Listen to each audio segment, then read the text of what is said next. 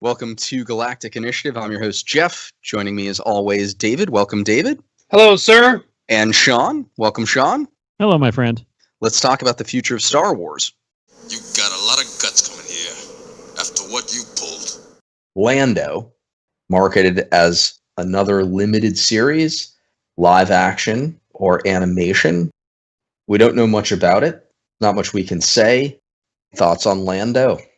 First of all, it would shock me if they were to announce this without Glover or Billy D. So whether it's live action or animate, I'm expecting their voices at some point. Honestly, I think you just stick with Glover. The range of acting that he can do is pretty amazing, but I want to see more of Glover in the series instead of having Billy D do anything with the show. But I would love to see the chronicles of Lando with his robot pre-Solo.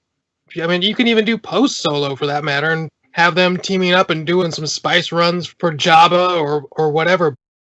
Donald Glover, yeah, I think he, not unlike Ewan McGregor, he created another iteration of the character of Lando Calrissian. I think he did a great job, and I really enjoyed the Solo movie.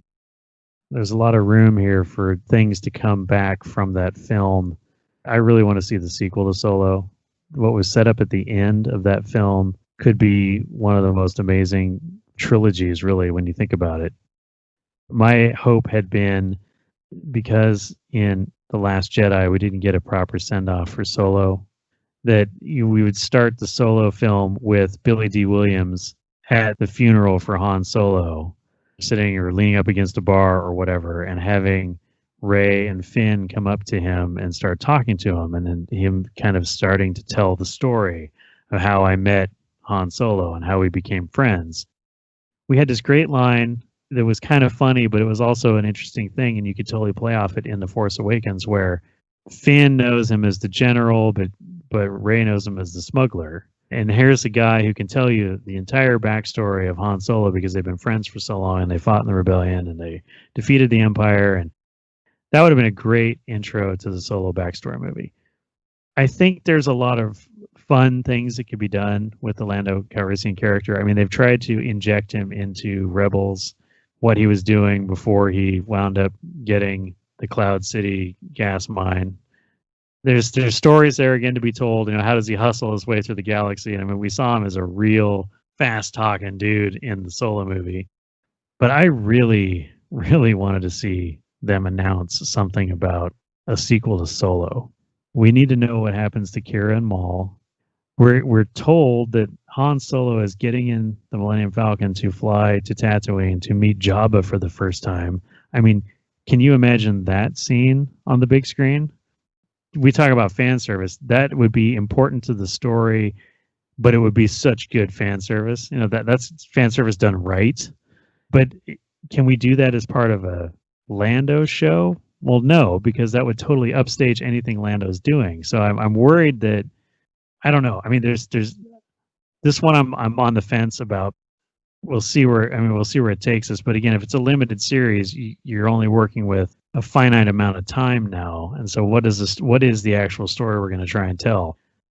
Next, Rogue Squadron will be a feature film coming out in 2023. Christmas, and that I think that's their point of emphasis from here on out, to stick with the Christmas releases. So, and I know Avatar is 2022, so that would make total sense then.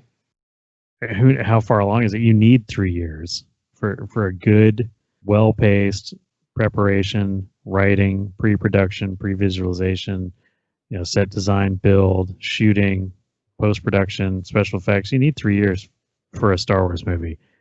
The Rogue Squadron thing is such another nebulous topic. I mean, we have so many of the comics that were written, in Dark Horse back in the day about Rogue Squadron. There's so many legends, stories about that. The naming of Rogue Squadron now has been changed in canon to honoring the attack on Scarif. They were, Red Squadron to the Death Star, but then they changed their name to Rogue Squadron. Where do we place this film on the timeline and what is the actual story and how good can we make it. There's a lot there you can pick and choose from and make it a solid war movie / pilot movie. The director of Rogue Squadron will be Patty Jenkins, who is famous for directing Wonder Woman and the upcoming Wonder Woman 1984. I think she's gonna do a really good job on it. We have yet to see the second Wonder Woman, but guys, she's no joke. She did a very critically acclaimed movie called Monster with Charlize Theron, and she has a good driving force in relation to her dad. We have a really solid director. Wonder Woman was a fantastic movie, visually stunning and very well executed, and I give her a lot of credit for that. I am excited about her, her background, like David said. I mean, the fact that her father was a combat veteran fighter pilot who lost his life. There is the potential there for real passion and real investment in the material, but I could see it working as a television series even, or a limited series or whatnot. Probably working better as a limited series than an actual standalone film when you think about it. All right, 2 shows remain, both animated, possibly anime: Star Wars Visions and Star Wars: A Droid Story. Honestly, I'm not exactly sure why they're going down the Droid Story route again, but if it increases the value of my Droids figure that's still mint on card, I'm perfectly fine with it. The series way back when had potential, but I don't need it. It honestly, it means nothing to me until I actually see some type of animation or some type of a drawing or concept art. When you say, hey, Droids, a Star Wars story, I immediately go to some of the worst episodes of the Clone Wars. I go to the Droids cartoon from the 80s, which was abject garbage. And I think about some of the more annoying characters. For example, the Imperial droid that was reprogrammed in Rebels. No interest.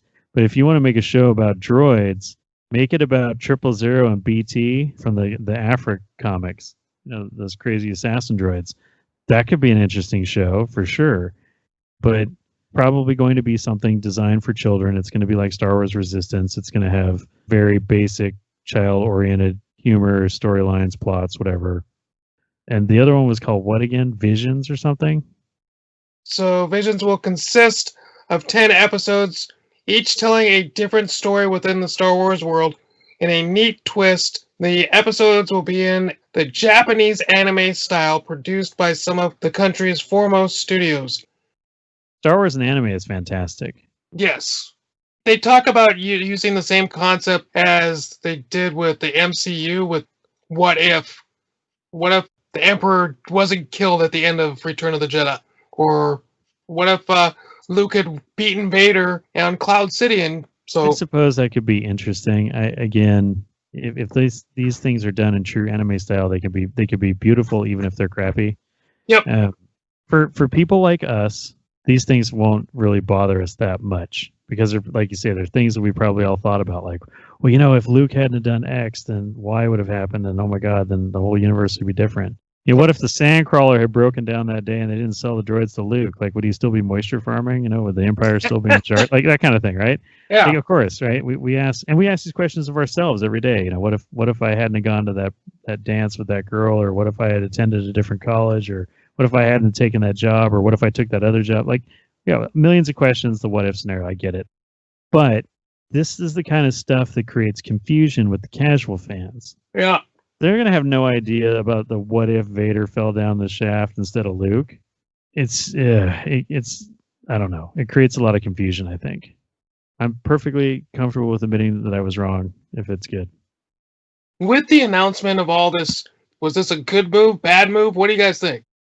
So I think they're reaching in a few of them. Doesn't mean they won't turn out to be great, but that's my initial impression is too much, dial it down, focus on 2 projects per year, do them really well so that you can deliver awesome Star Wars content every time. It feels like this is a lot, but we've seen this before and we've got none of it. I think the thing that makes this a little different is some of these things come with actual sizzle reels, actual descriptors and plots. 5 years before Rogue One, and that kind of stuff. Those things to me feel more real. There's a little bit of speculative anime vision Star Wars, and let's see what the fans say. And if we get a really good positive push on social media and other places, we might really think about doing this. Some of this to me feels like it's well thought out and well planned, like the Andor and the Kenobi. We know that stuff is being filmed or has been filmed. There's been a lot of reworks and writes, and things are in post production, and so we know some of this stuff, and we know the Mandalorian's not going anywhere for a while. But it does feel like there's a lot of stuff going on, and it can't all possibly shake out if they're going to try and pack it all in the next 3 years. Our discussion of the future of Star Wars has come to an end. Thank you, David. May the Force be with you. Thank you, Sean. I have spoken.